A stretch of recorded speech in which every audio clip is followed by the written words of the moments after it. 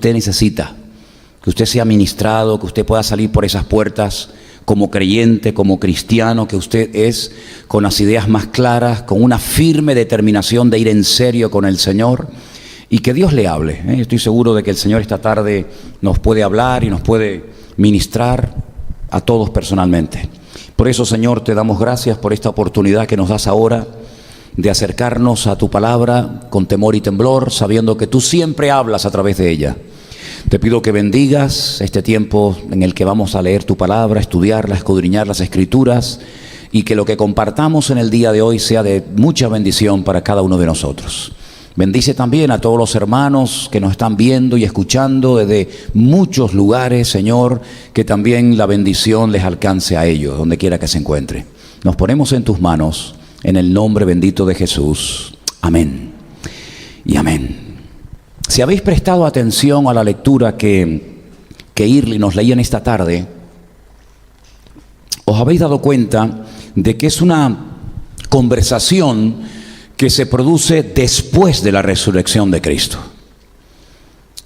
Para los discípulos, la muerte, la crucifixión de Cristo fue una tragedia, porque ellos, como buenos judíos, habían sido criados en que en algún momento de la historia vendría un personaje llamado el Mashiach, el Mesías, y que les libertaría de toda la opresión del imperio que en ese momento estuviera gobernando la tierra, en ese caso era el Imperio Romano, y ellos volverían otra vez a recuperar la monarquía que se perdió siglos atrás, y volverían otra vez a ser ciudadanos libres y a poder estar tranquilos y en paz, sin ser atacados por enemigos, sin tener miedo de nada ni de nadie, y que iban a poder subir al templo a presentar sus sacrificios, y que entraría la era milenaria en la que todas las naciones de la tierra, todas las naciones del mundo, tendrían que subir a Jerusalén todos los años, en varias ocasiones, para acercarse a Dios, para presentar pleitesía al Dios eterno, etcétera, etcétera.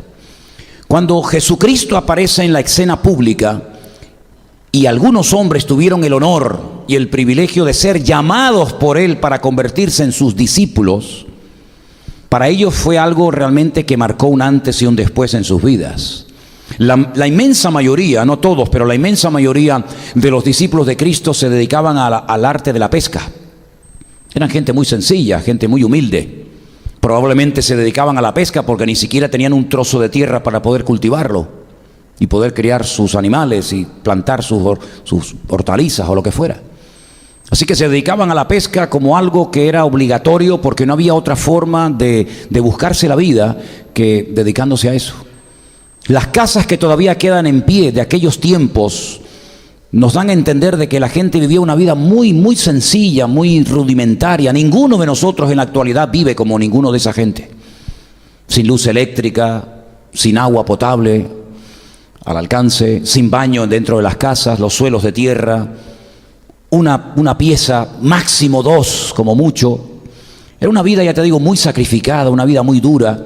Y no solamente eso, sino que además había un imperio opresor terrible, que eran los romanos, sin escrúpulos, que no respetaban a nadie, que oprimían a la gente hasta el máximo, pidiendo y pidiendo y pidiendo impuestos, y por más que trabajaras, nunca podías tener un sosiego, una calma, una tranquilidad. No sé por qué, pero algunos estarán diciendo, ¿pero estás describiendo la época del Imperio Romano o estás describiendo el tiempo presente? Los tiempos cambian, pero el espíritu y la actitud sigue siendo exactamente la misma. Y cuando hay personas con cargos políticos que se dejan usar por el Señor, son de una bendición tremenda. Pero cuando hay personas con poder y con autoridad que también se dejan utilizar por el enemigo, pueden llevar a un país a la ruina y a sus moradores y a su población a la más absoluta miseria. Así que cuando aparece Jesucristo, el Mesías, en la escena pública, ellos dijeron, bueno, esto es cuestión de días. Ya por fin los romanos van a ser destruidos, nosotros vamos a ser gente importante en el reino del Mesías, por lo tanto, si no será este año, será el año que viene, pero por fin podemos ya soñar y casi a degustar la realidad de que la era mesiánica va a comenzar en breve. Cuando lo dejan todo, por un tiempo a su familia, sus trabajos, sus tierras, etcétera, para seguir a este supuesto Mesías, ellos están plenamente convencidos de que van a poder llegar a haber hecho realidad todos sus sueños. Ay, amigo, pero cuando llegó el día de la crucifixión, cuando el enemigo, el imperio opresor, crucifica a su Mesías, lo meten en un sepulcro con una piedra de toneladas en la puerta, ponen un precinto romano con la orden de que nadie se acerque a esa tumba, y ponen a una guardia romana custodiando 24 horas al día el sepulcro, todos sus sueños se hacen pedazos. Ahora tienen que volver a sus pueblos, a sus ciudades, con la cabeza agachada, reconociendo que se han equivocado. Más de uno seguro les diría: te lo dije, ese hombre era un impostor, hablaba muy bien, es verdad que se hicieron milagros durante su ministerio, pero no era el verdadero Mesías. Y otra vez, otra desilusión, otro palo, otro desengaño, y a esperar sabe Dios cuánto tiempo. Por lo tanto, estos dos que vemos en la historia de Lucas, capítulo 24, son personas que se están marchando de Jerusalén y están ya cerca, en lo que hoy en día sería la ciudad de Tel Aviv. Por allí está el camino de Emaús, y están desanimados, están destruidos, están totalmente desmoralizados. Se ha ido toda ilusión, toda expectativa se les ha quebrado. Ellos están hundidos porque todas sus ilusiones se han hecho pedazos. Y de repente, en medio de aquella conversación, en medio de aquel dolor, se les presenta nada más y nada menos que el Señor Jesucristo resucitado. Ellos no se dan cuenta y el Señor Jesucristo les dice: ¿qué os pasa? Os veo tristes, os veo decaídos. ¿Qué conversación es esta? Y ellos le dicen: es que nosotros esperábamos que a ese Mesías que seguíamos iba a restaurar la monarquía, etcétera, etcétera, lo que les acabo de contar, y no ha pasado nada. Y encima lo han matado, lo han crucificado, han acabado con su vida, y todas nuestras expectativas se han venido al suelo, al piso. Y Jesús, dice la Biblia, que empezando por Moisés, es decir, es una forma de decir por los libros de la Torá, los primeros 5 libros de la ley de Moisés, pasando por los profetas y por las escrituras, es decir, por todo lo que es el Antiguo Testamento, la Tanaj, le va mostrando versículo tras versículo, libro tras libro, pasaje tras pasaje, que todo lo que ocurrió era necesario que ocurriera, que estaba profetizado que el Mesías vendría, sí, pero que en su primera aparición, en su primera venida, lo matarían. Y todo eso no fue producto de la casualidad, sino que estaba todo estipulado de antemano, con cientos y en algunos casos con miles de años de antelación, profetizado de muchas formas y de muchas maneras a través de muchos profetas, para que cuando apareciera el supuesto Mesías pudieran reconocer si era un impostor, si era un farsante o era el verdadero Mesías. Por lo tanto, el Señor lo que hace es recurrir a la palabra, llevarlos a las Sagradas Escrituras para abrirles los ojos y demostrarles que la crucifixión, la negación por parte de Pedro, el hecho de que lo traicionara uno de sus discípulos, el hecho de que lo crucificaran entre 2 ladrones, el hecho de que echaran suerte sobre sus vestiduras, el hecho de que cuando lo crucificaron no le rompieron ni un solo hueso, y todo lo que ocurrió no era producto, repito, de la casualidad, sino que era el cumplimiento profético de cosas que se habían dicho en la antigüedad. Por lo tanto, Él lo que hace es llevarlos a las Escrituras y tratar de abrirles los ojos, mostrarles que todo aquello estaba escrito y profetizado, y que simplemente lo que había ocurrido es lo que tenía que ocurrir. Cuando llegan a un cierto lugar, dice la Biblia que entre ellos dijeron: oye, ¿tú no notabas que cuando Él nos abría y nos explicaba y nos compartía las Escrituras, había como un fuego en nuestro corazón que ardía? Y de repente dice que el Señor se desaparece de su vista y ellos deciden dar la vuelta y volver a Jerusalén y decir: oye, que no estamos locos, que no nos hemos equivocado, sino que lo hemos visto, porque también estaba profetizado que no solamente moriría, sino que resucitaría al tercer día. ¿Cuántos dicen amén? Es decir, si todos los que nos llamamos cristianos, me da igual, evangélico, católico o de la rama que usted sea, porque curiosamente cuando uno va a Israel se da cuenta que no solamente cristianos son los católicos, Uno se da cuenta que hay más de 27 ramas diferentes del cristianismo. Depende de donde usted haya nacido, depende de la cultura, de la idiosincrasia, de la procedencia de la cual usted venga, se va a dar cuenta que hay muchos tipos de cristianos. Y no todos son precisamente católicos ni evangélicos. Pues ellos vuelven a Jerusalén y le dicen a los discípulos: lo hemos visto, ha resucitado y está vivo. Y ahora cuando vayamos a Jerusalén, uno de los lugares para mí más importantes de todos los que vamos a visitar es lo que se conoce como el nombre del Jardín de la Tumba. Es un lugar muy bonito, pero lo más hermoso no son los jardines que vamos a ver. Lo más bonito y lo más impactante no es la paz que se respira en aquel lugar, lo limpio que está aquel sitio, sino que vamos a entrar a una cueva, a una tumba que está vacía. Y eso es lo grandioso. Es algo realmente sorprendente que uno se pueda gozar viendo una tumba vacía. Porque generalmente cuando la gente va a un cementerio, y hay en estos días miles de personas han ido a visitar a sus muertos, pues generalmente la gente va a visitar a alguien que supuestamente está enterrado allí. Y lloran ante la tumba. Incluso en algunas culturas le ponen comida y en otras le cantan canciones, etcétera, etcétera. Pero cuando vamos allí sí vas a ver gente, probablemente veréis algunas personas que los verás llorando, pero no de tristeza, sino de alegría.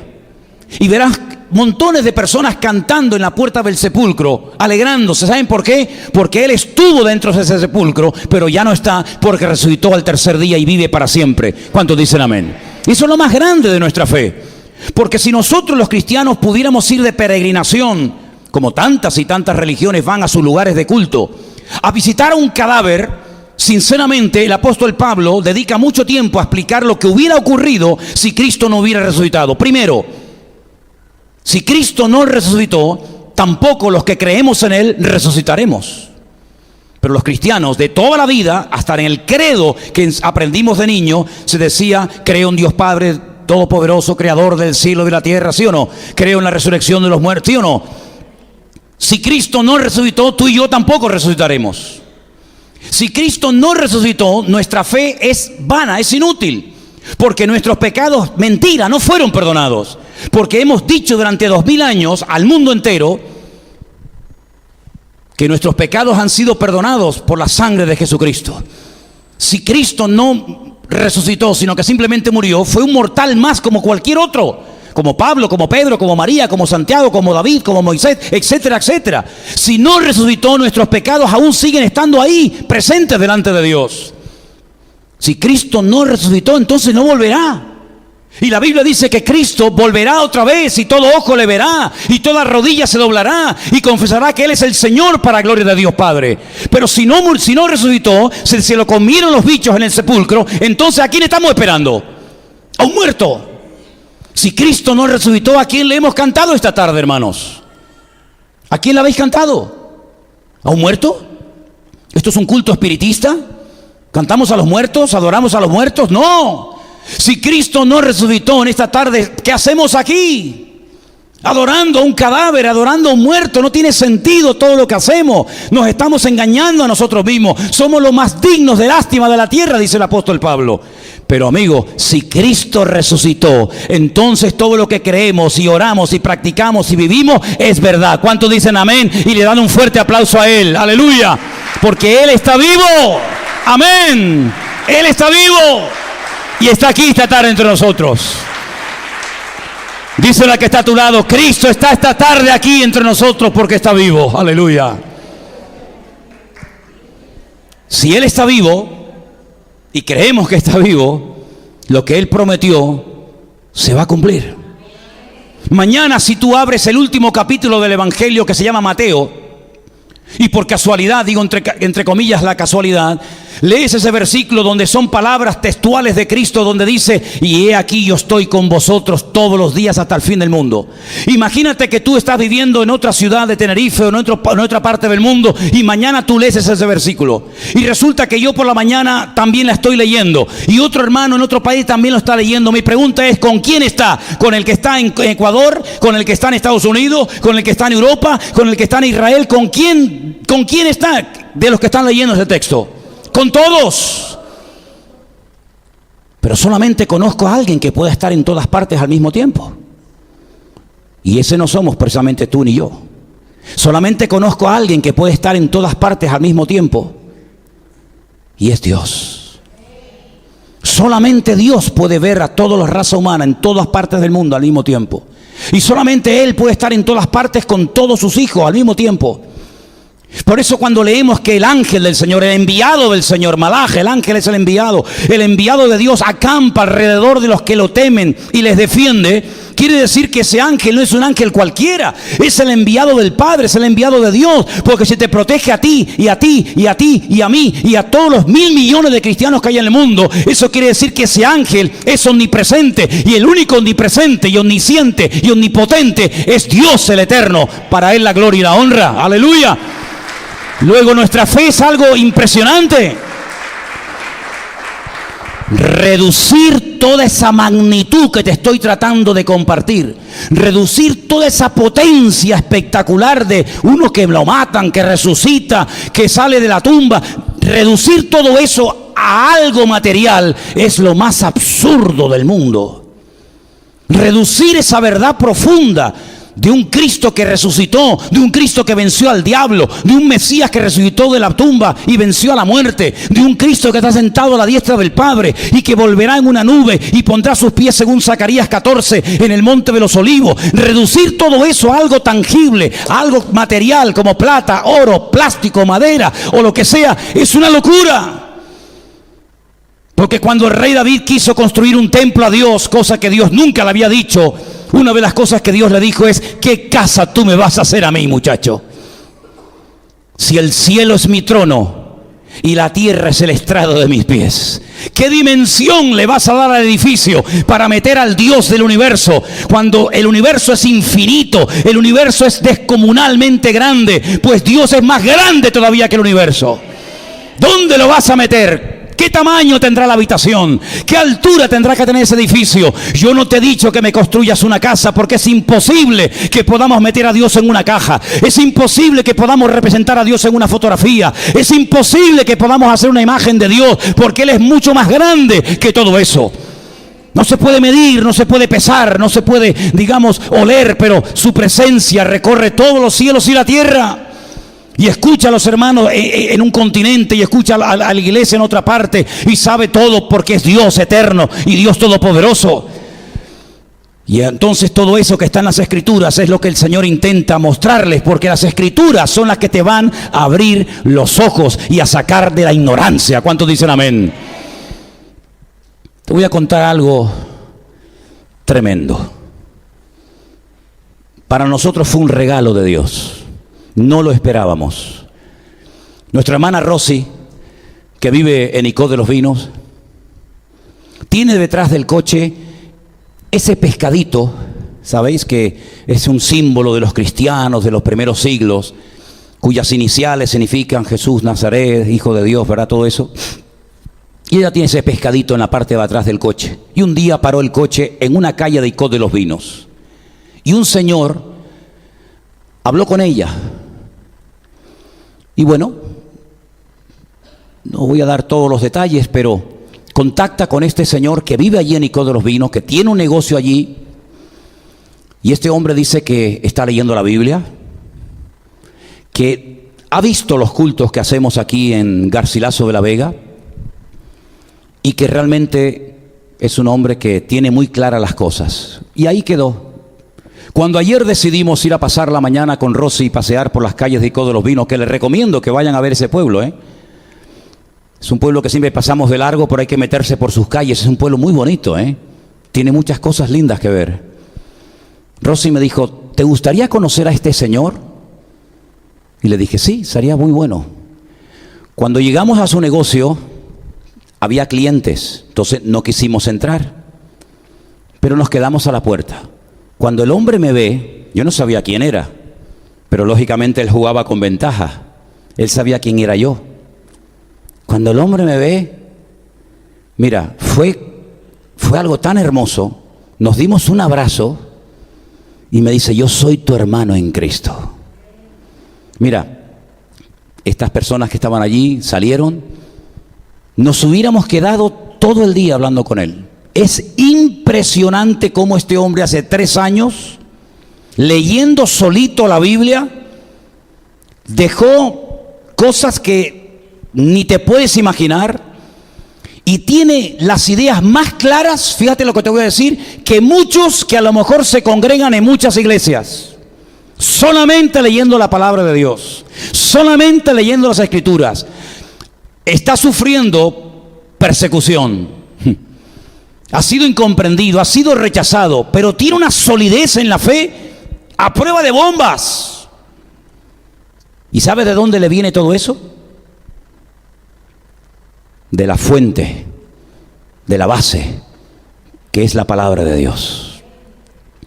¿Sabes que eso siempre pasa cuando te atreves a abrir la Biblia con temor y temblor y con respeto y reverencia y le dices al Señor que te hable? Claro, lo que Él nos decía, y es verdad, como es un libro que puedes tenerlo en una estantería junto con 1000 libros más, como que no hay una diferencia, ¿no?, entre este libro y este libro. Pero sin embargo, lo que tenemos que tener bien claro, que este libro es la Biblia, es la palabra de Dios. Y está en este formato de libro cómodo, en diferentes tamaños y versiones, para poder llevarlo en el bolsillo, en la cartera, en el móvil, en la guantera del coche, en la mesa de noche de la habitación. Pero aunque sea un libro grande, pequeño, más bonito, más feo, no deja de ser la palabra de Dios, que tiene la inspiración divina. Y cuando te expones y te abres a lo que Dios tenga que decirte, las escamas caerán de tus ojos sí o sí, tarde o temprano. Porque si algo hace la Biblia es que te confronta. Si algo hace la Biblia es que te abre los ojos y te muestra el camino y te fortalece en la fe y te ayuda a ser valiente. Y a veces enfrentarte contra una esposa, contra un hijo, contra un amigo, contra lo que sea. Pero cuando uno sabe en quién ha creído, cuando alguien comprueba y conoce la verdad te hará libre. Y ayer tuvimos la oportunidad de conocer a una persona que no se congrega, y quiero dejar esto bien claro, no se congrega en ninguna parte. Simplemente él y Dios, a través de la palabra, ha llegado a un nivel de comunión con el Señor que realmente es para dejarte con la boca abierta. Toda una bendición fue para nosotros conocer a este hermano nuestro en Cristo Jesús. Tal vez algún día, y probablemente pronto, vendrá por aquí para que ustedes lo conozcan.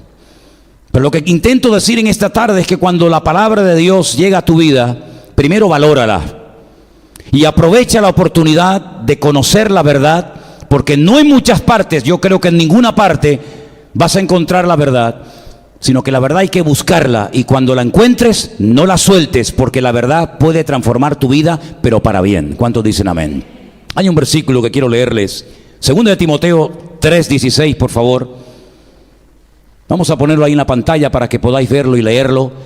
2 de Timoteo, capítulo 3, versículo 16. Segunda de Timoteo, hija. Estás poniendo Primera de Timoteo. 2 de Timoteo, capítulo 3, verso 16, dice: toda la Escritura es inspirada por Dios. Toda. Desde el primer versículo hasta el último. Toda la Escritura es inspirada por Dios y útil. No hay nada vano, no hay nada que sobre, nada inútil, no. Es inspirada, número 1, es útil, número 2, ¿para qué? Para enseñar, para redarguir, para corregir, para instruir en justicia. Fíjate los beneficios positivos que te aporta la lectura de la Escritura. Te enseña, te redarguye o te mejora, si lo entiende mejor así, te mejora, te perfecciona, te corrige, te instruye, a fin de que el hombre de Dios sea perfecto o completo, enteramente preparado para toda obra de Dios. Si el hombre leyera más la Biblia y interiorizara sus verdades, probablemente muchos psicólogos y psiquiatras se quedarían sin trabajo. Porque mucha gente recurre a los psiquiatras y a los psicólogos en busca de respuestas que Dios te podía haber dado si hubieras tenido el valor de ir a Él a pedir ayuda en vez de ir a los hombres a pedir ayuda. Y no es que no creamos y no aceptemos la ayuda de los hombres, ni mucho menos. Pero por encima de la ayuda del hombre, sea quien sea y se llame quien se llame, el que verdaderamente te conoce, te comprende y te puede libertar y transformar la vida es el Señor a través de su palabra. Así que fíjate los beneficios tan extraordinarios que te puede proporcionar la Escritura. Si lees el periódico todos los días, puede ser que te desinforme. A veces cuando lo que leemos en los periódicos no es la verdad. Puede ser la verdad que quieren que tú creas que es verdad. A veces los medios de comunicación están contaminados, están envenenados. ¿Cuánta gente odia a Israel? ¿Cuánta gente habla mal de Israel porque por las noticias oyen que son unos asesinos, que matan a los niños, que lanzan bombas por aquí y por allá? Pero cuando vas allí, todo es al revés de lo que nos han dicho. Y se te abren los ojos y te das cuenta de que muchas veces una persona llena de prejuicios lo que transmite, si además tiene un poder tremendo a través de los medios de comunicación, son sus prejuicios y sus temores y sus traumas y sus complejos. Pero lo bonito es cuando hablas con conocimiento de causa y vas allí y te das cuenta de que no es realmente como nos han dicho. ¿Cuántas veces me han llamado a mí asesino? Últimamente en Añaza, tomando una mañana un café, le pedí a un señor que me prestara su periódico, si lo había terminado, y me dijo que sí, pero añadió a continuación: pero hoy no dice nada interesante el periódico. Digo, bueno, más que nada es por entretenerme un poco. Dice: con todos los pobres palestinos que están sufriendo y que no haya ni una sola palabra a favor de esta gente, de esta pobre gente. Y yo le dije: ¿pobres palestinos, dice usted? ¿Usted ha estado alguna vez en Palestina? ¿Conoce usted la vida de los palestinos y de los judíos en Israel? Y se me queda mirando y me señala con el dedo y me dice: otro asesino más. Y me lo repitió 3 veces. Y me tiró el café con leche y se fue. Y seguramente ese señor no había salido del barrio en toda su vida. Pero él tenía un concepto de alguien que no conoce, porque a través de los medios de comunicación van manipulando día tras día, semana tras semana. Y digo lo de los palestinos como podría decir cualquier otra cosa. Y te pueden presentar lo blanco como negro y creer que al final es negro. Y te pueden presentar lo malo como si fuera lo mejor, porque ellos quieren que creas que es lo mejor. Pero hay una fuente que no ha sido contaminada, que no ha sido manipulada. Cuando la gente dice: es que la Biblia está mal traducida. ¿Pero qué hablas, ignorante? Cuando dice: no, es que la Biblia hay muchas contradicciones, muéstreme una. Muéstreme una. Sentémonos una mañana a hablar usted y yo tranquilamente. Y muéstreme todas las contradicciones que usted dice que están en la Biblia.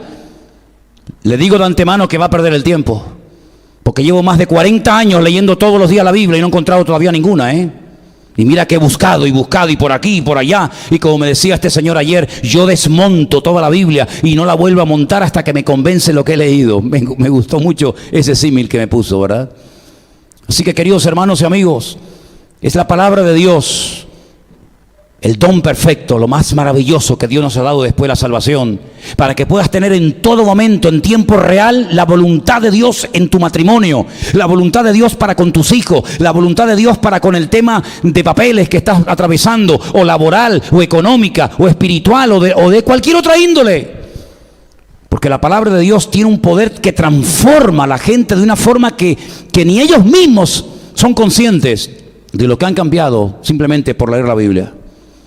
Mira la revolución que se armó en Europa, continente oscuro, negro, un continente hace siglos de ignorancia total y absoluta, de enfermedades, de plagas, de miseria, de pobreza, hasta que la Biblia salió, ¿verdad?, de la cueva y la gente comenzó a leer la Escritura, y cómo cambiaron pueblos y cómo cambiaron ciudades y cómo millones de personas cambiaron de la noche a la mañana, porque la palabra de Dios te hace libre en todas las áreas de tu vida.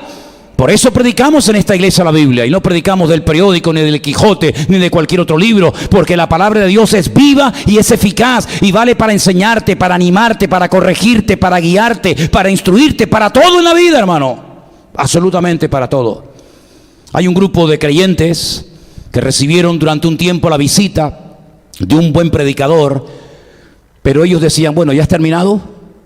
Ahora que has terminado la exposición de tu tema, vamos a hacer algo. Déjenme que les ponga el ejemplo leyendo en Hechos capítulo 17, Hechos capítulo 17, del versículo 10 al versículo 11.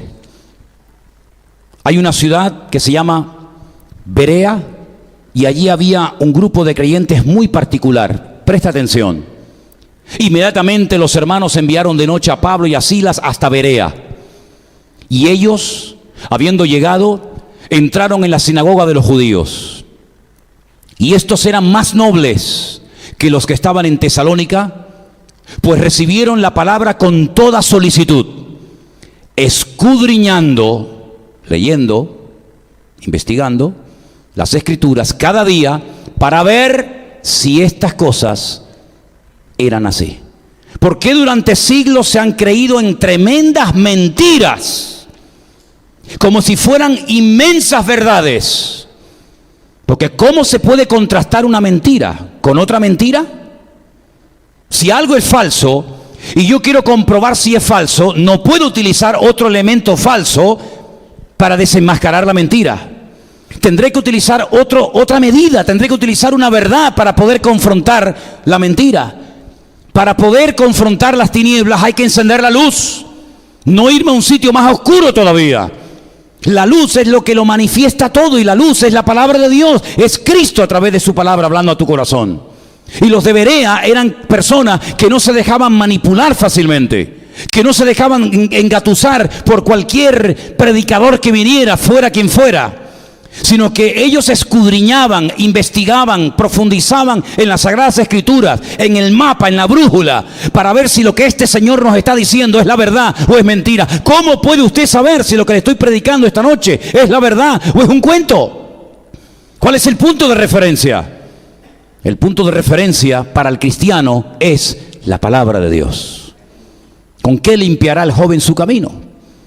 Con guardar tu palabra. Lámpara es a mis pies tu palabra y lumbrera mi camino, decía David en el Salmo 119. ¿Se da cuenta? Es decir, que la palabra de Dios te puede sanar espiritualmente, psicológicamente, en todas las áreas de tu vida. La palabra de Dios puede traer un beneficio realmente espectacular. Mi consejo es que usted comience a leerla cada día. Léala. ¿No tiene Biblia? Nosotros le vamos a regalar su primera Biblia. Si no le gusta porque es de letra pequeña o por lo que sea, bueno, ya usted si quiere se puede comprar una de calibre más grande. Pero comience a leer la Biblia. No se meta a leer 30 capítulos por día. Lea poquito. Si no entiende alguna palabra, vaya al diccionario y búsquela, hasta que usted se familiarice con la terminología de la Escritura. Si no entiende algo, pregunte. Para eso estamos los pastores, para ayudar a la gente a explicarle la palabra de Dios. Así que comience a leerla, comience, si puede ser, a memorizarla. Sí, le va a venir bien para su mente. Comience a interiorizar sus verdades. Cuando descubra una verdad, no se la calle, no sea egoísta, compártala con alguien. Dígale: oye, el otro día estaba tan hundido, estaba tan desanimado, tan lleno de temores, tan preocupado, tan angustiado, y resulta que encontré un texto en la Biblia que dice: el Señor es mi pastor y nada me faltará, y me fui a la cama en paz y tranquilo. Y comparta la bendición con alguien, porque dando usted también va a ser bendecido, porque más bienaventurado es dar que recibir. ¿Cuántos dicen amén? Así que, queridos hermanos, antes de que termine el año, yo le animo a que sea prioritario en su vida el leer cada día las Sagradas Escrituras. Y gracias al Señor, en este país y en nuestra cultura la tenemos en nuestro propio idioma. Imagínense ustedes que la Biblia no existiera en español, en castellano. Ay, amigos, tendríamos que aprender el idioma en el que está escrita la Escritura para poder entender la palabra de Dios. ¿Cómo la podré entender si alguien no me la explica? Le dijo un etíope a un predicador en el desierto, ¿verdad? Y tuvo que subirse al carromato con él y explicarle las Sagradas Escrituras. Pero mire por dónde hombres en este país han dado su vida, y en este país se ha derramado sangre para que pudiéramos en el siglo XX, ¿estamos en qué siglo estamos? 21. Para que en el siglo XXI pudiéramos tener la Biblia en nuestro propio idioma.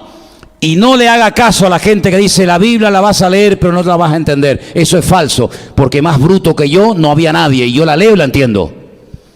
No haga caso a esa gente que dice: no, es que yo leo la Biblia y no la entiendo. Caramba, pero lees el periódico y lo entiendes. Y vas a hacer una quiniela, los que la hagan, y la entiendes. Y ves una película y la entiendes. Y entiendes de todo, menos de lo que te interesa. Métase en las páginas de la palabra de Dios y usted va a encontrar ahí paz para su alma, consuelo para su espíritu, hambre, ese hueco en el corazón se llena, ese vacío se llena cuando usted comienza a meterse en las palabras de Dios, porque usted va a descubrir al autor de la Escritura. ¿Y saben quién es el autor y el protagonista? Nada más y nada menos que el Rey de Reyes y el Señor de los Señores. Y quiero terminar diciendo algo. Mire, hermano, usted se acuerda cuando Cristo estaba solo en el desierto de Judea, siendo tentado por el diablo, 40 días de ayuno y oración, ¿se acuerda? Vino el tentador a tentarle, sabía que lo estaba pasando mal. ¿Y qué fue lo que utilizó el Señor? Argumentos, discusiones, peleas, polémica. No, escrito está. ¿Dónde? Aquí. Escrito está. Aquí, escrito está. Y desmanteló toda mentira y todo argumento falso del diablo a través, esgrimiendo la palabra de Dios. Por eso Pablo, cuando describe la armadura del cristiano, cita la Biblia y la compara con una espada. Dice, la espada del Espíritu, que es la palabra de Dios. Así que le animo a que lea la Biblia, a que la estudie, que la interiorice, y usted va a poder vivir mucho mejor, en tranquilidad y en paz, porque no solo de pan vivirá el hombre, sino de toda palabra que sale de la boca de Dios. ¿Cuántos dicen amén? Cierre sus ojos, por favor, ahí donde está esta noche, y vamos a orar y pedirle a nuestro Dios que ponga en nuestros corazones hambre y deseo de leer su palabra. Usted se va a dar cuenta de lo que se ha perdido durante tantos años, pero cuando usted comience a leer la palabra de Dios se va a dar cuenta de que es un tesoro inagotable, con una riqueza y una profundidad inmensa, de tal manera que todos sus anhelos más íntimos y profundos van a ser saciados a través de las Sagradas Escrituras. Qué bueno es Dios, aleluya. Qué bueno es el Señor, que no solamente perdona nuestros pecados, que no solamente hace acto de presencia en nosotros, sino que nos da su palabra por escrito, para que en cualquier momento del día o de la noche, en barco, en avión, de pie o sentado, la puedas conocer. Algunos la tienen en el móvil y le dan ahí al play, y hasta trabajando o viajando con los auriculares puestos van escuchando las Sagradas Escrituras. ¡Qué maravilla! Todo está dispuesto y preparado para los hombres y mujeres que van en serio y tienen hambre de Dios. Aproveche las oportunidades que se le presentan para que la palabra de Dios sea la base y el fundamento de su vida. Gracias, Señor. Aleluya. Te damos gracias en esta tarde, buen Dios, por el privilegio que nos das de acercarnos a ti a través de tu hermosa y poderosa palabra. Queremos pedirte, Dios mío, que tu palabra, Señor, sea siempre la base y el fundamento de nuestra fe. Que solo la Escritura, que nos habla de la obra de Cristo en la cruz, sea el fundamento de nuestra fe. Y que la sana doctrina de tu palabra nos guíe a lugares de delicados pastos. Gracias, Señor, por el consuelo y por el aliento de las Sagradas Escrituras. Gracias por ellas, por los hombres y mujeres que la escribieron, por los hombres que la defendieron hasta la muerte, y a través de su testimonio y de su tenacidad nos ha llegado hasta nuestros días. Gracias de todo corazón. Vamos a leerla, vamos a escudriñarla, vamos a memorizarla, vamos a compartirla, porque es lo más hermoso que podemos tener en nuestra vida después de conocerte a ti. En el nombre soberano de Jesús. Amén y amén. Vamos a ponernos de pie, queridos.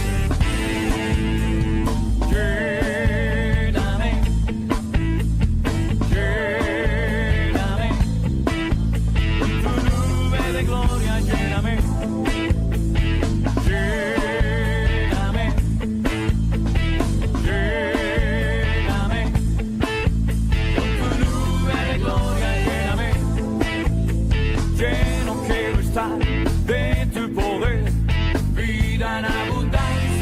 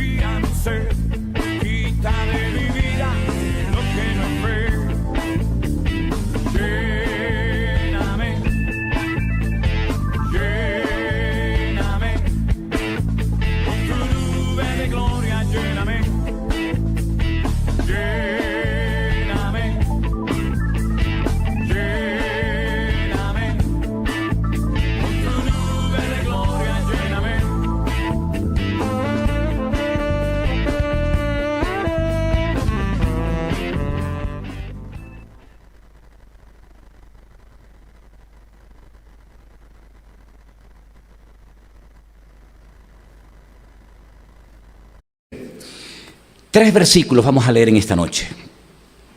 Voy a pedir por favor que ustedes mismos me los busquen. Y los 3 versículos están en el Antiguo Testamento en 3 libros diferentes. Uno está en el libro de Lamentaciones. ¿Saben? Hablando de todo un poco, una vez fui a predicar a Italia y hablé del libro de Lamentaciones. Y me llamó la atención cómo es posible que el Señor diga en su palabra que Él quiere cambiar nuestro lamento en baile y haya un libro en la Biblia que se llame el libro de los lamentos. Entonces comencé a informarme y es que ese nombre que nosotros le damos al libro de Lamentaciones no se llama en hebreo Lamentaciones, sino que como son lamentos por la destrucción de Jerusalén y por todas las tragedias que han venido, se le llamó así, pero generalmente, no siempre, pero generalmente a muchos libros de la Biblia se le da el nombre de la primera palabra importante de la primera frase del primer versículo. Por ejemplo, la primera palabra del libro del Génesis es Bereshit, y se le llama a ese primer libro pues así, Bereshit, y así sucesivamente, ¿no? Y el libro de Lamentaciones empieza con la expresión ¿cómo? ¿Verdad? ¿Cómo ha quedado desolada la hermosa, la ciudad de Jerusalén, la que tantos amantes tuvo y después toda la abandonaron y la traicionaron? Pues ese libro se llama en hebreo ¿cómo? ¿Sí? ¿Cómo? No como el lago Como de Italia, sino como esa expresión, ¿no? Esa admiración ¿cómo? ¿Verdad? Vamos a ir al libro de ¿cómo? Al libro de Lamentaciones, capítulo 3, verso 37. Como es un libro que no se lee mucho, te voy a dar tiempito para que lo busque alguien y cuando lo tenga me indicas. El segundo versículo que vamos a leer está en Isaías 45, versículo 7. Repito, Isaías 45, versículo 7. Y el tercer versículo está en un libro de un profeta menor llamado Amós, capítulo 3, versículo 6. Voy a volver a repetir los 3 textos, para los que toman nota y para los que todavía no lo han encontrado. Lamentaciones 3:37, Isaías 45, 7 y Amós, capítulo 3, versículo 6. Vamos a empezar con el libro de Lamentaciones y quiero que alguien en alta voz, y cuando digo alta voz, que sea alta voz para que los que están en casa puedan escuchar tu voz allí en internet. Lamentaciones 3:37, ¿alguien me lo puede leer fuerte y claro, por favor? ¿Quién lo tiene? ¿Hermana Dominga? ¿Lo tiene usted? Venga, adelante. ¿Quién será aquel que diga, sucedió algo que el Señor no mandó? Interesante la pregunta, ¿no? ¿Quién se atreverá, no? ¿A quién se le ocurrirá decir que sucedió algo que el Señor no mandó? Como si aquí la creación o los ángeles o los seres humanos o los demonios pudieran hacer lo que le da la gana sin pedirle permiso a nadie, ni siquiera al mismísimo Creador. ¿Quién se atreverá a decir, bueno, esto ha ocurrido, pero Dios no tiene nada que ver con este tema?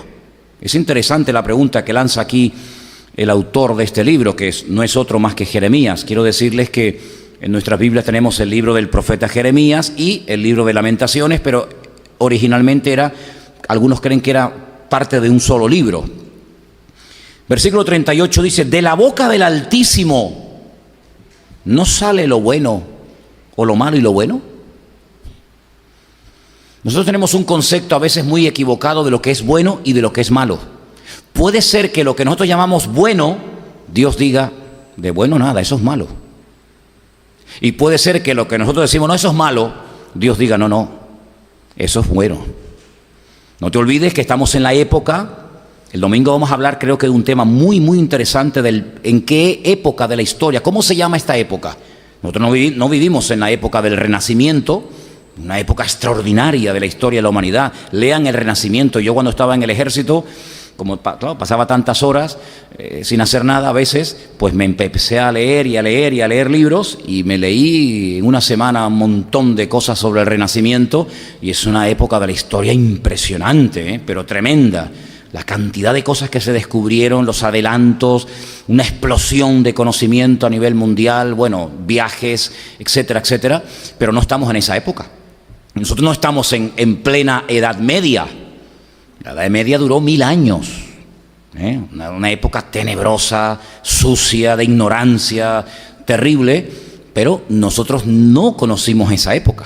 ¿En qué época? ¿Cómo se llama la época en la que estamos nosotros ahora? No estamos en la época del racionalismo, que hubo una época, un siglo que se llamó la era del racionalismo, ¿no? Ahora nuestra época se llama el posmodernismo, ya ni siquiera estamos en el modernismo.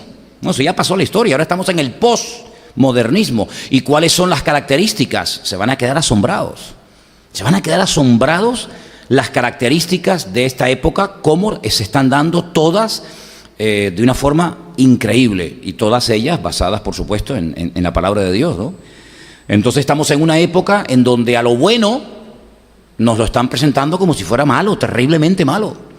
Y cosas malas, desde siempre, prohibidas incluso en la palabra de Dios, pues nos dicen, no, de malo nada, esto es bueno, no pasa nada. Porque el pecado mortal de la Biblia, ustedes saben cuál es, ¿verdad?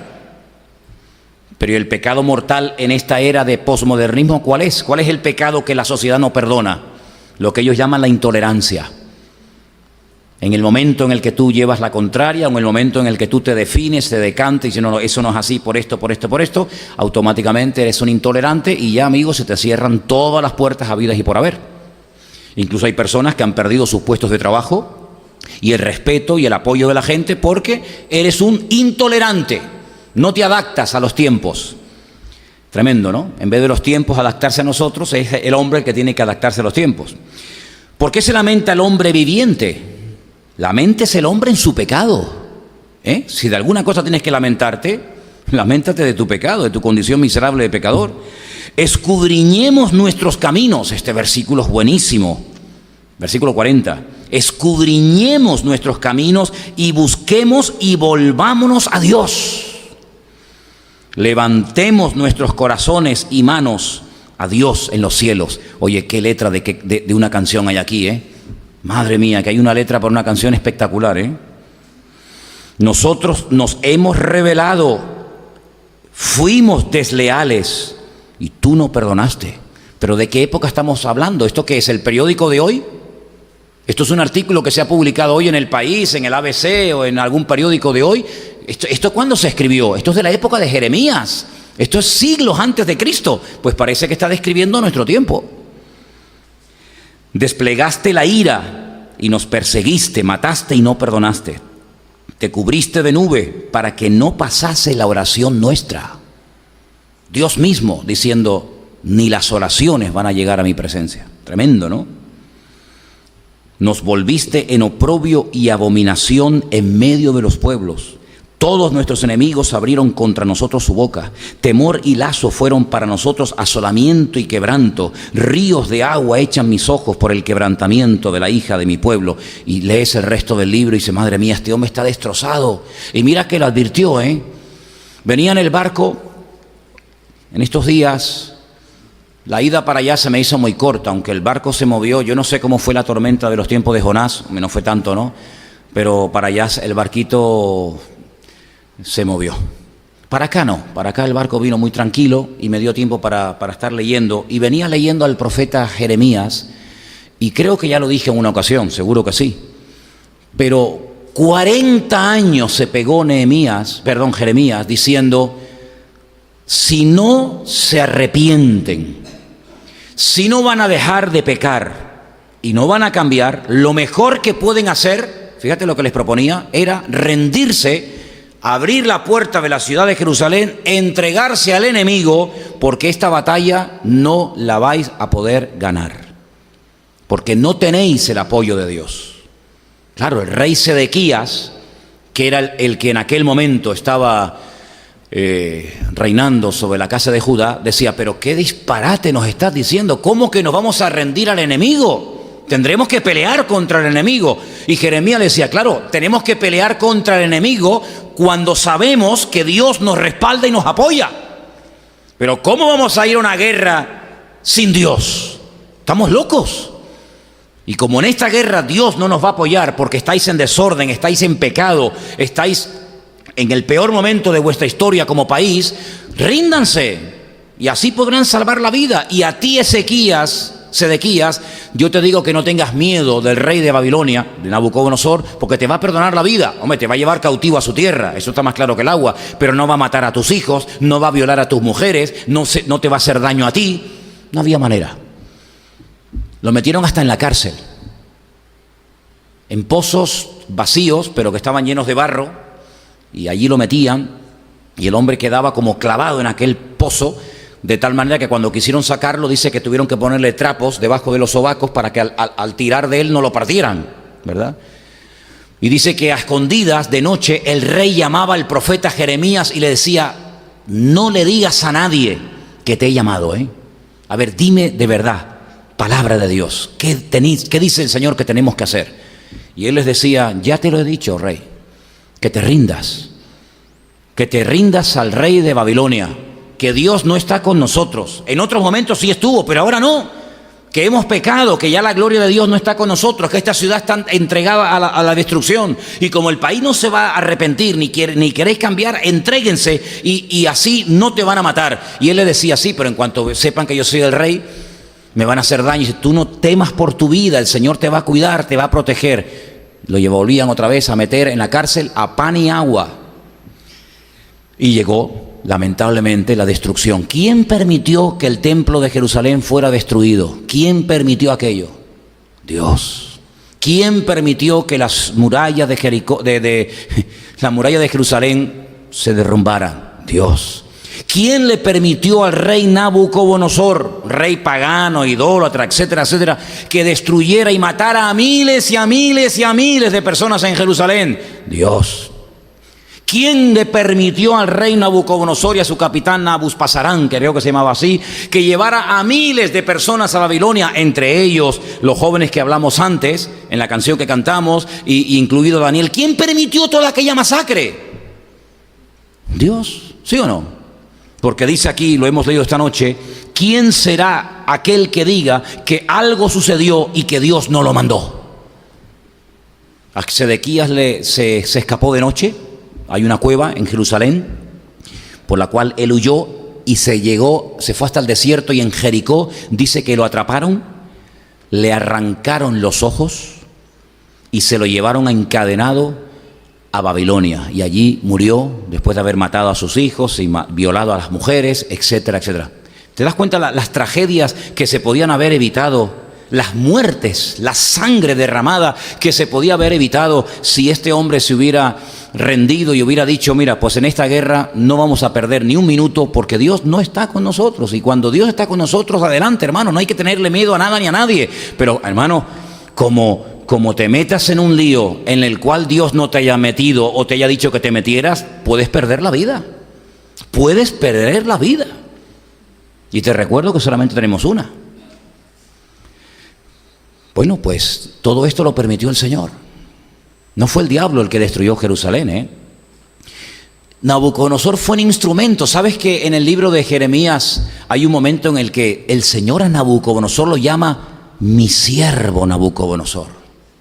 Es como el látigo, el azote que yo voy a utilizar para castigar a mi pueblo. Así que en este momento dice: yo también lo voy a tratar a él, cuidado, yo también lo voy a juzgar a él, que él no es el niño bueno de la película, pero en este momento tengo que utilizarlo a él como mi siervo, como mi instrumento para castigarles a vosotros. Y así fue.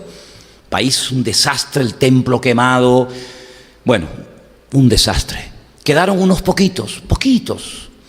Y entonces el rey de Babilonia puso allí a un capitán que le dijo a Jeremías: mira, si quieres ir a Babilonia, puedes venir. Si te quieres quedar aquí, te puedes quedar. El rey dice que hagas lo que quieras, a donde quieras ir, que vete con libertad.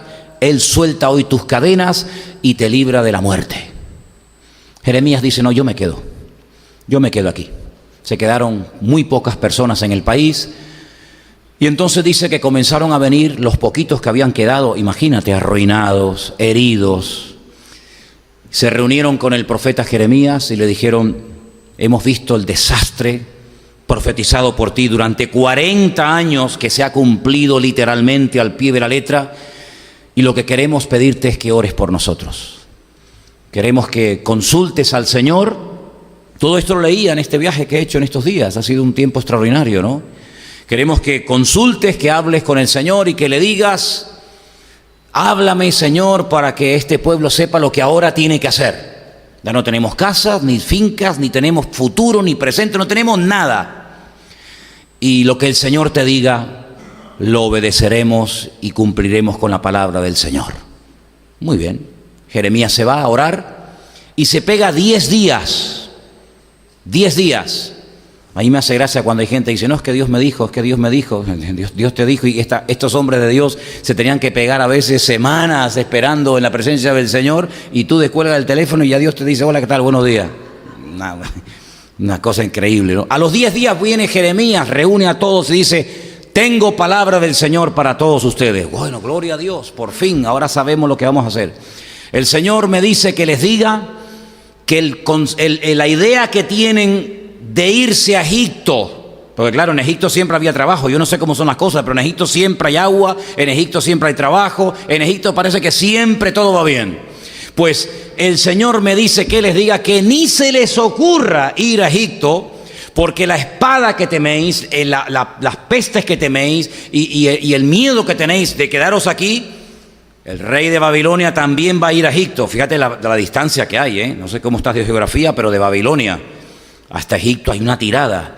Y si ustedes creen que por irse lejos el hambre, la peste y la muerte va a huir de ustedes, se equivocan, porque allí les va a atrapar. Dice: el que no muera de hambre morirá a espada, el que no muera a espada morirá de peste, y el que no muera de peste, bueno, le pone un panorama terrorífico y les dice: el Señor dice que os quedéis aquí.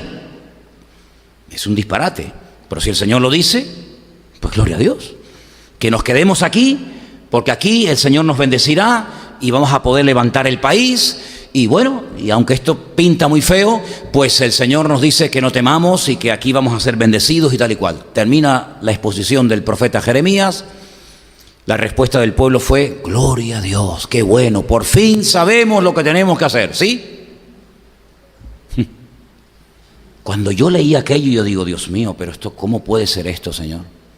Y le dijeron: eso es mentira. Así: a ti Dios no te ha hablado nada. Eso no es palabra de Dios, esto lo estás inventando tú. Y le obligaron a Jeremías a ir con ellos cautivo a Egipto. Y claro, se cumplió la palabra. Cuando llegaron a Egipto, al año de estar en Egipto, llegó Nabucodonosor, arrasó con Egipto, destruyó con todo, y se cumplió la palabra del Señor. ¿Qué te parece? ¿Quién es el que permitía estas matanzas, estas guerras, estos ataques? No era la ira de Dios, no eran los justos juicios de Dios los que se estaban manifestando en aquel momento de la historia, ¿sí o no? No te quepa la menor duda. Y si Dios tiene que utilizar a Nabucodonosor, lo usa. Y si tiene que utilizar a Herodes, lo usa. ¿Para qué? Hombre, porque hay una palabra que decía que muchos niños inocentes morirían en la época del nacimiento del Mesías. Y bueno, pues tendremos que utilizar a este desgraciado, a este Herodes. Y no hay momentos en los que Dios utilizó al faraón para lo bueno y para torturarlos. Y no hay momentos en los que Dios utilizó a reyes como Ciro para que después volvieran a reconstruir el templo de Jerusalén. ¿Te das cuenta cómo Dios tiene todo bajo su control? Y Él usa, hermano, lo que haga falta. Lo que haga falta. Un hombre, una nube, un rayo, el sol, un perro o lo que sea. Porque Dios tiene todo bajo su control. Y aquí hemos leído esta noche un texto que dice que a quién se le puede ocurrir decir que algo ocurre sin el permiso de Dios. Tremendo el versículo, ¿sí o no? Vamos al segundo. Isaías 45, versículo 7. ¿Quién lo va a leer, por favor? Beatriz, ¿lo tienes? Venga.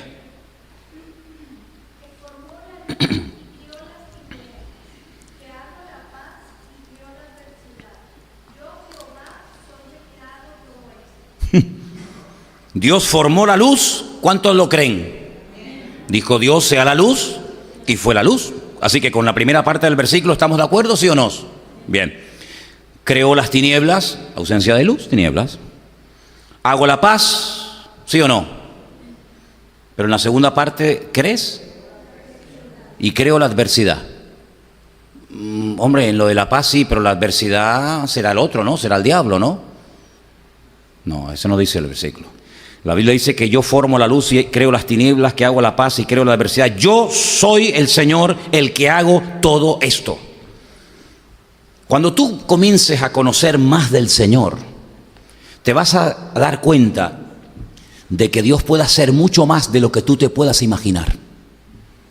Hay gente que tiene un concepto muy particular de Dios y dice, bueno, eso Dios no lo puede hacer. Mira, Dios puede hacer eso y 1000 veces más. Eso y 1000 veces más. ¿Cuántas veces yo he dicho desde este mismo púlpito, quién mandó el diluvio a la humanidad? ¿Quién mandó el diluvio? ¿Quién le dio orden a las aguas de abajo que subieran y a las de arriba que bajaran? ¿Quién fue el que advirtió a través de la boca de Noé que iba a venir un diluvio? ¿Y quién fue el que después mandó el diluvio? ¿Quién fue? Porque yo no veo al diablo por ninguna parte. Yo veo en todo momento a Dios diciendo, voy a hacer esto, esto y esto, si no hay un cambio, si no hay una conversión genuina. ¿Y pasó o no pasó? Hombre, ¿cuántos murieron en el diluvio? ¿10? ¿50? Bueno, nadie sabe exactamente la cifra, pero yo creo que miles. Y que yo sepa, el diluvio lo mandó Dios. ¿Que lo advirtió? Sí. Pero el diluvio lo mandó el Señor. Algunos dicen, bueno, pero hay algo que la gente habla muchas veces y se cargan de razones cuando dicen, pero bueno, es la naturaleza. La naturaleza, ¿no? La madre naturaleza, ¿no? Incluso en algunas culturas le dan a la naturaleza poderes que Dios no le ha dado. Por eso en algunos lugares las criaturas han terminado adorando a la creación misma, ¿verdad? La famosa Pachamama, la madre tierra, ¿no? Como que de ella viene toda, ¿eh? Y hay que adorar la tierra, porque al fin y al cabo del polvo venimos y al polvo nos vamos. Pero las leyes de la naturaleza y la naturaleza misma, ¿quién la creó? ¿O es que Dios no sabía que con las leyes que Él le iba a dar, porque la naturaleza, las leyes que tiene, alguien se las tuvo que dar? Las limitaciones de la naturaleza, ¿quién se las puso? Dios se las puso. ¿Quién le dijo al mar, hasta aquí llegas, amigo? ¿Quién le dijo al sol, tú ahí? Y a la luna, tú allá? Y a Plutón, tú aquí. ¿Y quién creó el magnetismo? ¿Y quién creó las leyes de la física? ¿Quién creó todo eso? Las creó el Creador, las creó Dios. Bien, Dios creó a la naturaleza con la capacidad de producir terremotos. Sí, claro. ¿O es que Dios no sabía que la tierra en un momento determinado puede explotar y puede mandar toneladas de lava afuera y matar a personas? Claro que lo sabía. ¿O es que Dios no sabe que ¿verdad? Con la corteza terrestre, las capas continentales pueden chocar la una contra la otra y producir tremendos terremotos? ¿O es que Dios no sabe que la naturaleza podría producir huracanes y maremotos y tsunamis? Pues claro, ¿cómo no lo va a saber? Pero sí fue Dios el que dotó a la naturaleza de esa capacidad. Luego, no es la naturaleza la que unilateralmente decide mañana un terremoto, pasado un tsunami, mañana un huracán, mañana un tornado, que no es lo mismo un huracán que un tornado, no tiene nada que ver una cosa con otra. Y mañana, ¿quién es el que permite todas esas cosas? Satanás es el que ahora vamos a darle atribuciones de Dios teniendo poder sobre la creación. Dios no ha perdido, el Creador no ha perdido su poder y su dominio y su autoridad y su control sobre todo lo creado, incluido tu vida y la mía. ¿Cuántos dicen amén? Todo está bajo el control de Dios. Y hay momentos en los que Dios, en un lugar, si hay cambios, manifiesta su misericordia. Y hay otros momentos donde en el mismo lugar, si no se produce un cambio genuino, pues puede derramar su ira. En diciembre tengo que ir a dar un seminario de 3 días, o de varios días, a Suiza. Y me han pedido algo que yo nunca me lo han pedido así. Me han pedido que durante todo un día sábado, por la mañana y por la tarde, dé un estudio sobre todos los profetas mayores y menores del Antiguo Testamento.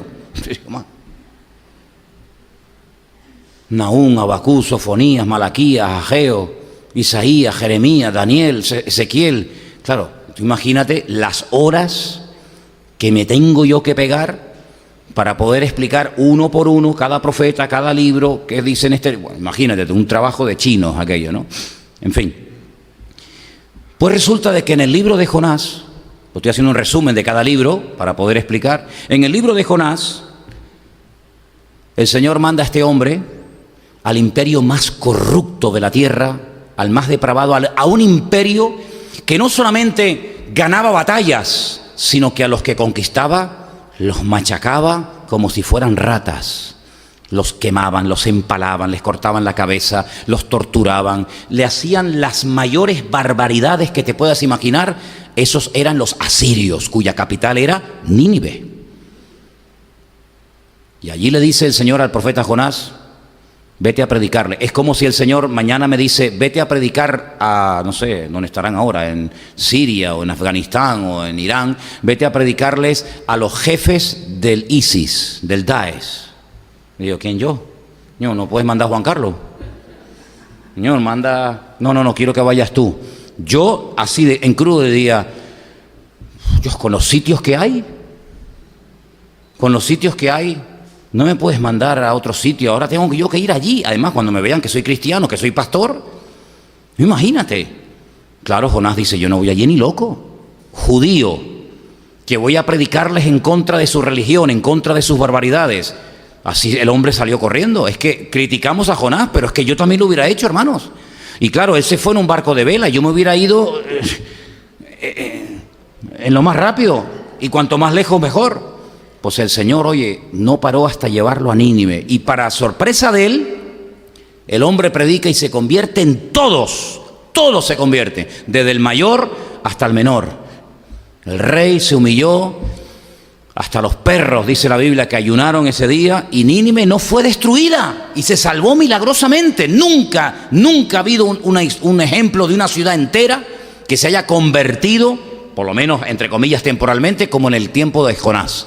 Pero leyendo el libro de Nahum, porque los libros de los profetas menores son muy interesantes, son muy bonitos, tienen cosas preciosas muchos de ellos.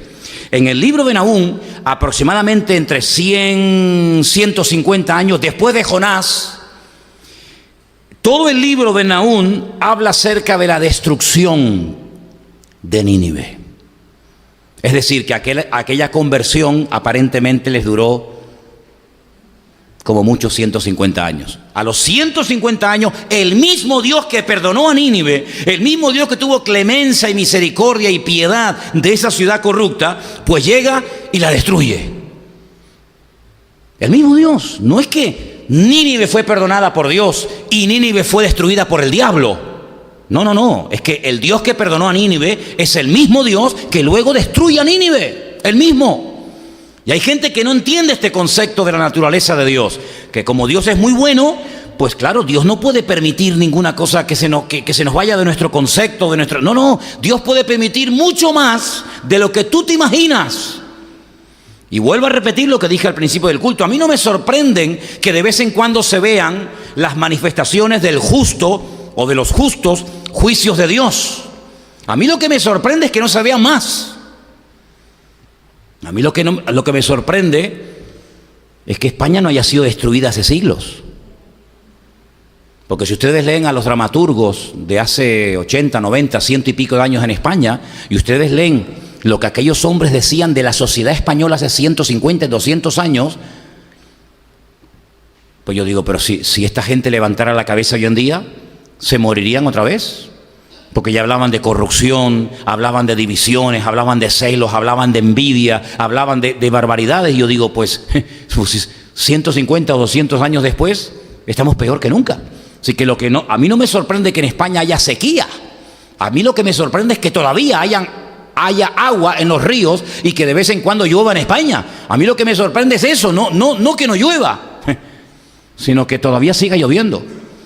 Porque la verdad que como seres humanos hemos provocado tanto a Dios que yo no sé cómo todavía hay algunos que con lo que han dicho y con lo que hacen estén vivos. Créanme, sinceramente. Pero dice la Biblia en el Salmo 92 que cuando se levantan muchos impíos, cuando proliferan los impíos, leer el Salmo 92 es para ser todos destruidos a una, ¿verdad? Y dice la Biblia que la maldad llegará a un límite en el que Dios diga, basta. ¿Sabes que hay como un límite? Hay como un límite que Dios dice, ya no puedo permitir más. Hubo un límite en el diluvio. Dios dijo, no, ya con esto que habéis hecho, ya habéis sentenciado vuestra muerte. Hay un límite en la maldad del amorreo, dice la Biblia. Dice la maldad del amorreo aún no ha llegado al límite, pero cuando llegó, mira cómo fueron allí los israelitas, ¿no? Y hay un límite en Egipto, y hay un límite en España, y hay un límite en Europa, y hay un límite en el mundo. Y yo creo que estamos jugando con fuego, y estamos llegando a un límite en el que los justos juicios de Dios se van a derramar de una manera impresionante entre nosotros. Así que Isaías 45:7, que lo leímos, lo dice muy claramente. ¿Lo podemos poner otra vez en la pantalla, Johnny? Isaías 45, versículo 7. El que formó la luz y creó las tinieblas, el que hizo la paz y crea la adversidad, y dice, yo soy el Señor el que hago todo esto. Pero hay uno más, y dijimos que era el de Amós, capítulo 3, versículo 6. Y no sé si alguien lo tiene preparado para leerlo. A Juan Carlos, vamos. Amós 3, 6. Tocará la trompeta en la ciudad, no se alborotará el pueblo. Habrá algún mal en la ciudad, el cual el Señor no haya hecho. Qué preguntas tan interesantes. ¿Qué responderías tú ante estas preguntas? Si se te presenta y te dice en la cara, Amós, hermano, mira, ven para acá, te voy a hacer una pregunta. Claro, hoy en día el tema de la trompeta en la ciudad, a lo mejor a ustedes les suena un poco... Bueno, si te suena el móvil, te llega un mensaje de WhatsApp, ¿no cogerás el móvil a ver quién te escribe? ¿Sí o no? La maquinita diabólica. Se tocará la trompeta en la ciudad y no se alborotará el pueblo. ¿Cuándo se tocaba la trompeta en la ciudad? Cuando venía el peligro. Oye, prepárense que viene el enemigo. La atalaya estaba allí y decía, oye, ustedes no lo ven, pero que yo estoy más alto que ustedes, y viene una multitud que vienen a por nosotros. Y el tío tocaba la trompeta y la ciudad se alborotaba. Venga, unos por aquí, unos por allá, cogían las armas y tal. ¿Habrá algún mal? No dice algún bien. No, dice algún mal. Es como la pregunta de qué es más fácil o qué es más difícil, decirle a ti te perdono tus pecados o levántate, toma tu lecho y anda. ¿Qué dice ese versículo? ¿Qué es más fácil o qué es más difícil? ¿Te acuerdas lo que estoy hablando? ¿Qué es más fácil, decirle al paralítico o qué es más difícil? Piensa, no es lo mismo. Bueno, pues aquí no dice, ¿habrá algún bien? No, ¿habrá algún mal en la ciudad el cual Dios no haya hecho? Porque no hará nada el Señor sin que revele su secreto a sus siervos los profetas. Si el león ruge, ¿quién no temerá? Si habla el Señor, ¿quién no profetizará? Por eso, el mismo Señor Jesucristo, que fue el mejor profeta de todos los tiempos, cosas que Él dijo hace 2000 años, hoy en día vemos que en nuestra sociedad, en esta era de posmodernismo, que analizaremos el domingo, Dios mediante, para nosotros son cosas normales, guerras y rumores de guerras. Ustedes dirán, pero hermano, siempre hubo guerras, la Biblia está llena de guerras. El otro día hablando con Esperanza me decía, uy, yo estoy leyendo el Antiguo Testamento y casi ya me salpica hasta la sangre, ¿no? Porque hay sangre por todos los lados. Cuando no son con los filisteos, son con los edomitas. Cuando no con los edomitas, siempre hay batallas por todos lados, y es verdad. Un día se me ocurrió, no lo he hecho, pero un día se me ocurrió decir, voy a ir sumando las cifras de muertos que de vez en cuando la Biblia dice. No siempre lo dice, pero hay momentos que dice, y murieron 45,000. A punto, ¿no? Y seguir leyendo y leyendo, voy a sumar más o menos cuántas muertes, pero claro, ya lo dejé porque aquello me iba a faltar libretas, ¿no? Hay guerras por todas partes, sí. Pero el nivel al que se puede hoy en día luchar y la destrucción masiva que se puede producir hoy en día nunca existió. Es verdad que cuando venían 1 millón de etíopes, 1 millón de etíopes contra Israel para masacrarla, con aquel Senaquerib y todas aquellas batallas terribles, pues hombre, estamos hablando de unas cifras descomunales, pero allí nadie usaba tanques, ni aviones, ni metralletas, ni pistolas, ni armas atómicas. Allí todo era arcos, flechas, espadas, jabalinas, martillos, piedras y poco más. Pero es que hoy en día un señor te toca un botón y te puede mandar una bomba y te puede matar a 10 millones de personas así, en un segundo. ¿Cuándo se ha producido eso en la historia de la humanidad? Pues en esta época. Hoy en día hay países que tienen poder para destruir continentes enteros. En la época de Gorbachev, ¿os acordáis? Aquel político ruso que tenía aquella mancha en la frente, que decían, este es el anticristo. Sí, algunos decían, algunos hermanos, mira el anticristo. Y ¿cómo sabes tú que es el anticristo? Y dice, pues lleva la marca en la frente. No, el hombre lleva un lunar, como que una marca. Pero bueno, hay algunos que ven al diablo por todos lados, ¿no? Pues ya en la época de Gorbachev, vienen los años que han pasado, él llegó a decir que en aquel momento la Unión Soviética tenía 1.200 misiles, que eso no es nada, 1.200 misiles con cabezas nucleares, cada uno de ellos, más potentes que las bombas que los americanos lanzaron sobre Hiroshima y Nagasaki en la Segunda Guerra Mundial. Solamente un cohete, y tenían 1.200. Lo que han creado desde esa época de Gorbachev hasta hoy en día. Solamente la Unión Soviética, pero te recuerdo que hay potencias hoy en día en el mundo que también tienen armamento nuclear, Rusia, América, Israel, Pakistán, la India, Francia, etcétera, etcétera. Y probablemente alguna más que no sepamos. De momento, 6 o 7, pero ¿qué te parece? Para destruir países y continentes enteros. Bueno, alguien una vez hizo un cálculo, si se usaran todas las armas nucleares que hay en este momento en el mundo, todas al mismo tiempo, podría destruirse el planeta Tierra 3 veces.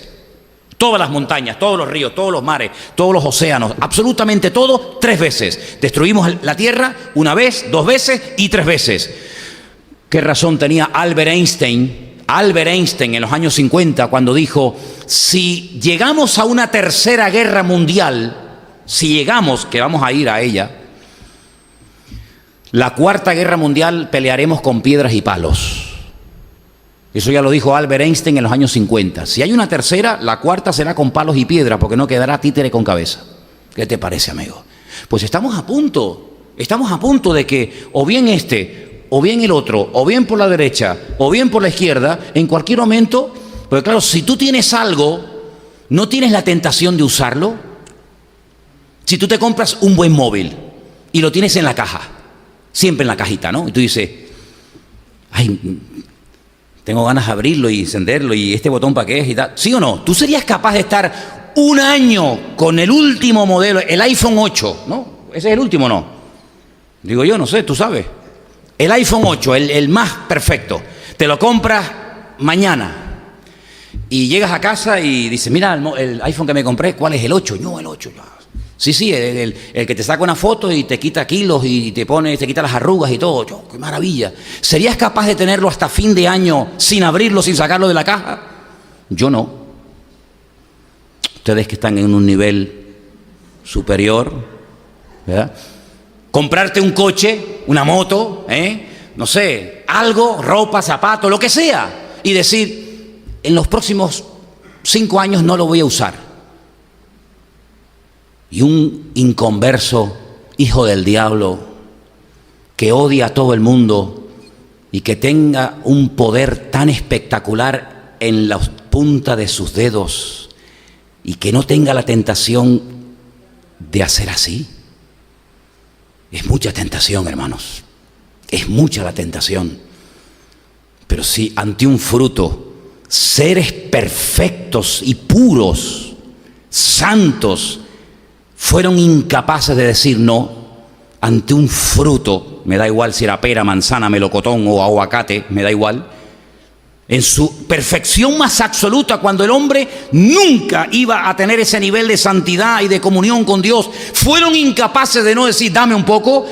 En este tiempo de corrupción, de pecado, donde el diablo está por ahí dando vueltas, y que yo en la punta de mi dedo pueda destruir a mi enemigo y no caer nunca en esa tentación, no me lo creo.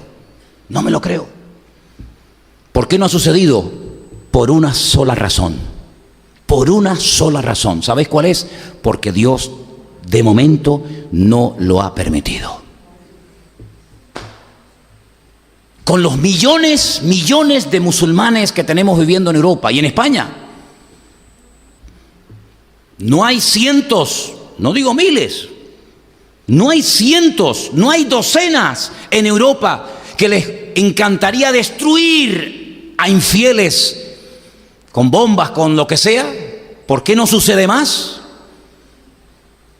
Por la misericordia de Dios. Lo que se podía haber producido en Barcelona, hermanos, no somos conscientes, porque no sucedió, gracias al Señor, de lo que podía haber ocurrido. 3 furgonetas cargadas con cientos de kilos de dinamita o de polvo, lo que sea, y docenas y docenas de bombonas de gas. Hermano, eso hubiera sido una masacre y probablemente estaríamos hablando de miles de personas y de centenares de edificios destruidos en una ciudad como Barcelona. ¿Por qué no ocurrió? Por la misericordia de Dios. Así que no me sorprende que no ocurra, o que ocurra. Lo que me sorprende es que no haya más casos como esos. Yo veo todos los días la misericordia de Dios, porque raro es el día que o en Bélgica, yo voy para allá ahora, o en París, o en Ceuta y Melilla, que está aquí al lado, o en Madrid, o en Barcelona, no cogen a chavales que ya están preparados, ya a punto de inmolarse, pero todos los días. ¿Y por qué no hay más atentados? ¿Y por qué no hay más muertes? Íbamos navegando en el barco y iba hablando con unas personas y decíamos, cuando nos montamos para allá, para acá no, para acá sí nos controlaron los perros, la Guardia Civil y tal, pero cuando íbamos para allá, yo salía a las 6:30 de la mañana de aquí del puerto, rumbo a Huelva, no nos revisó nadie, Yo podía haber llevado a una persona escondida en el maletero, nadie me abrió el maletero, nadie me preguntó nada. Pase. ¿Se imaginan una célula yihadista en un barco en alta mar? Cortan la radio, cortan las transmisiones, se lían a tiros, hasta que llega alguien allí a salvarnos en alta mar. Aquello puede ser una carnicería. ¿Por qué no ocurren esas cosas? La misericordia de Dios. En estadios, en colegios, en universidades, en centros comerciales, en iglesias evangélicas. ¿Por qué no ocurren más cosas de estas? Por la misericordia de Dios, como para no creer en Dios, como para no creer en el Señor con lo que está cayendo. Entonces, hermanos, estos 3 versículos que hemos leído, el de Lamentaciones, el de Isaías y el de Amós, nos muestran que hay momentos en los que Dios, porque Él lo cree conveniente, y no significa que tenemos que entenderlo todo, hay momentos en los que Él quiere poner a naciones enteras de rodillas. Y hermanos, miles, y créanme, miles de personas y muchos cristianos que se habían apartado de los caminos del Señor cuando el famoso tema de las Torres Gemelas volvieron a las iglesias. Y veías a la gente de rodillas en las calles orando, como el famoso terremoto en Haití. Yo conozco hermanos que fueron de Italia a ayudar al terremoto de Haití, donde murieron miles de personas, más de las que dijeron. Y uno de ellos, un hermano de Remar, que fue allí a colaborar, me dijo que estaba un día en la casa duchándose, cantando. Mientras se duchaba, cantaba alabanza. A lo mejor no lo dejaban cantar en el culto. El hombre dice, se desahogaba en la ducha cantando al Señor. Y cuando salió de la casa, se encontró una multitud de gente en la puerta de la calle. Y él se asustó y dijo, ¿qué pasa? ¿Qué hacen ustedes aquí? Le dijeron, es que oímos cantar y hablar de Dios y cantar alabanzas al Señor y vinimos aquí atraídos por esta música. Fue algo increíble. Hermanos, brujos, practicantes de vudú.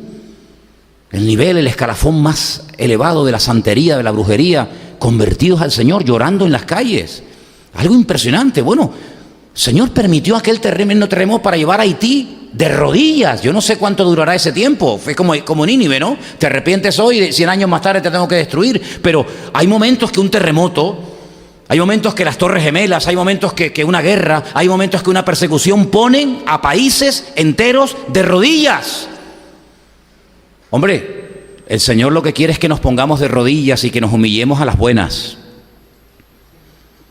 Pero te voy a decir una cosa, el poder de Dios es capaz de poner de rodillas al más duro y al más soberbio que te puedas imaginar, ¿eh? Puso de rodillas a Nabucodonosor, puso de rodillas a Belsasar, puso de rodillas a Faraón, pone de rodillas al que él quiera. Y en estos tiempos nosotros estamos viviendo. Y una de las cosas que tenemos que tener, pero clarísimas, clarísimas, es que todo está bajo el control de Dios. Hermanos, y concluyo, España no puede seguir más tiempo como está. España, tarde o temprano, como cualquier otra nación de la tierra, tiene que ser tratada por el justo juicio de Dios.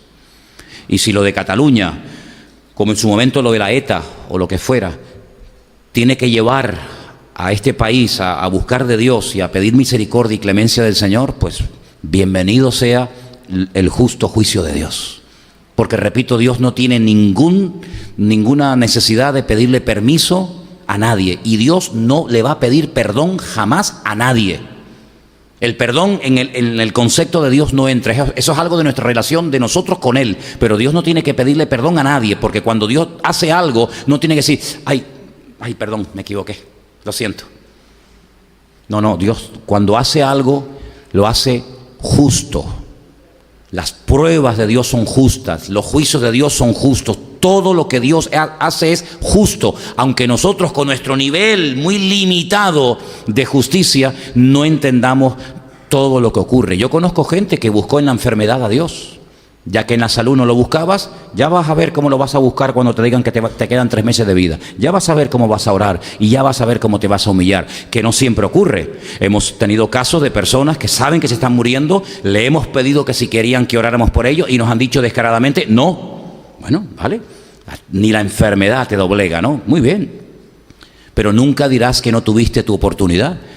Dios sabe perfectamente cómo hacer las cosas. Y estamos en unos tiempos en los que nosotros, créame hermano, más que nunca, nosotros jugamos un papel fundamental. ¿Por qué? Porque nosotros tenemos una palabra profética segura y es la única esperanza que le queda al ser humano, que es el Evangelio de nuestro Señor Jesucristo. Abran la boca, hermano, llévense folletos, llévense Biblia, llévense Nuevo Testamento. No pueden haber durante meses y meses y meses y meses folletos, Biblias en la iglesia. Se tienen que repartir continuamente y después se comprarán más, ¿verdad? Pero tenemos que hablar más que nunca del Señor a la gente, porque les digo sinceramente, las cosas se van a poner cada vez más duras, más difíciles, pero nosotros sabemos en quién hemos creído. Y así como el mundo va a ir de mal en peor, el Señor ha prometido estar con nosotros todos los días hasta el fin del mundo. ¿Cuántos dicen amén? Vamos a orar, hermanos. Cierra tus ojos donde estás, por favor. Lean otra vez, por favor, estos 3 versículos que les di, el de Malaquías, el de Isaías, perdón, el de Lamentaciones, el de Isaías y el de Amós. Vuelvan a leerlos, mediten en ellos, descubran más aspectos de la naturaleza y de la esencia de Dios en cada uno de ellos, y que el Señor nos ayude a entender que sí, Dios es amor, por supuesto, ¿quién lo duda? Pero Dios también es justicia, y Dios también tiene todo el derecho de extender su mano sobre su tierra, porque del Señor es la tierra y su plenitud, y de entrar en juicio con las naciones, y el tiempo ha llegado en el que nadie se va a librar. Gracias te damos por tu bendita palabra, Señor. Queremos en esta tarde darte la gloria, la honra, toda la alabanza, porque sabemos que todo está bajo tu control y tenemos la paz, la seguridad, la esperanza de que tú estás con nosotros a nuestro lado y de que nada que tú no permitas sucederá en nuestra vida. Manténnos firmes en la fe, que podamos pelear, Señor, la buena batalla y guardar la fe y mantenernos firmes en tus caminos, Señor. Y ayúdanos a todos y a cada uno de nosotros a aprovechar bien el tiempo, porque los días son malos y se acortan, y que podamos ser luz, y que podamos tocar la trompeta y anunciarle al mundo lo que viene, porque si no lo hacemos nosotros, nadie lo hará por nosotros. Ponemos nuestra vida a tu servicio, en el nombre de tu amado Hijo Jesús. Amén y amén. Nos ponemos de pie, queridos hermanos, por favor. Vamos a recoger.